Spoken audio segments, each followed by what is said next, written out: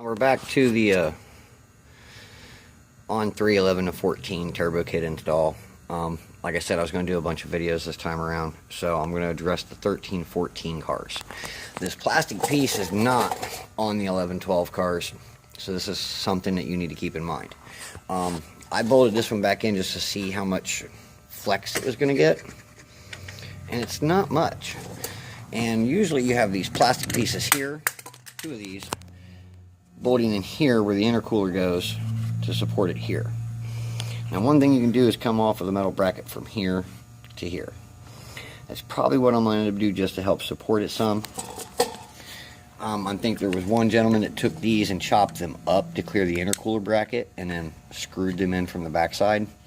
That might be something I attempt, but I'm not 100% sure if I'm going to get into that, because that's going to be 2 to 3 hours of, time just chopping this up, because the intercooler bracket, literally, you got to cut it out right through here, and then you've only got, these 4 pinholes where it holds, and you could probably fit it in there like that. Would I do it? I don't know. I'm going to try to attempt it, because I'm pretty sure Jonathan's not going to worry about returning the car to stock.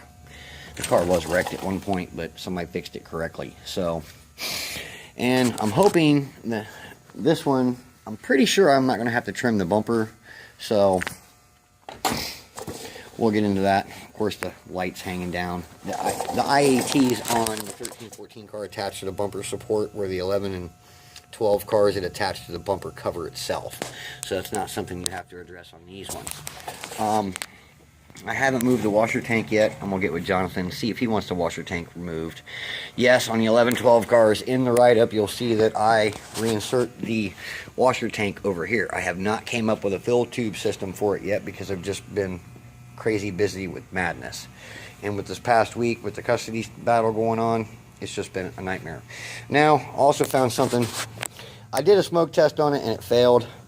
And I'll show you why, because remember in another video I showed you that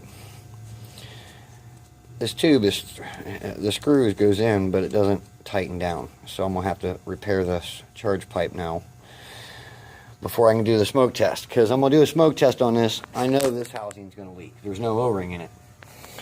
But I'm going to smoke test this here in the next video or so to show you guys how I do this to cover up, to find any vacuum leaks. Because if your boost gauge or your e-boost is not reading vacuum, you're going to have all kind of issues, because you got a vacuum leak somewhere. I had a customer inbox me, he says, yeah, my e-boost always says -4. I'm like, is your motor stock? He's like, yeah. I said, it doesn't need to be reading -4. You have vacuum leaks somewhere. He's like, oh no, the tuner said it was fine. No, that's not correct. The e-boost is going to be reading engine vacuum and boost. So if you've got a stock motor, you're going to be somewhere between 18 and 20 inches of vacuum.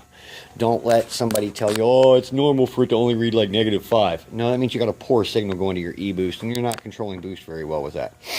And we got an O-ring and a blow-off valve this time around, so I'll be back with the next video. This is the 13-14 front end mods. I'm going to get into that. I'm going to try to figure out how I'm going to approach this. I think the 2 little metal brackets are going to be the easy way to do this. But then I'm going to have to support the intercooler and unbolt it and then wiggle it all back in there. So, alright guys, I'll see you on the next video.